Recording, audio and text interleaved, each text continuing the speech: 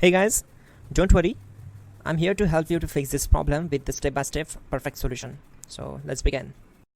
Click on Advanced Options, select Troubleshoot, then click on Advanced Options. Now select Command Prompt. Now type chkdsk space /f space /r space c colon and hit enter. Then we need to wait for some time to complete the process. Once done, move to the next step.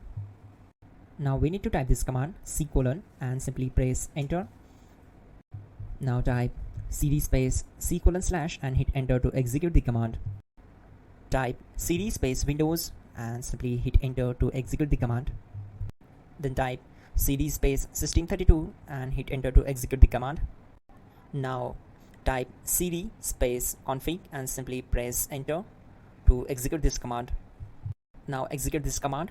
Type md space backup and simply hit enter. Now type copy ** backup and simply hit enter to execute the command. Now type md backup1 and hit enter. Now type copy ** backup1 and simply hit enter to execute the command. Type in cd space regback and hit enter to execute the command. Execute this command, type dir, then simply hit enter. Now type copy space ** space ... and hit enter. Then type all and hit enter. Type in bootrec space /fixmdr and hit enter to execute the command.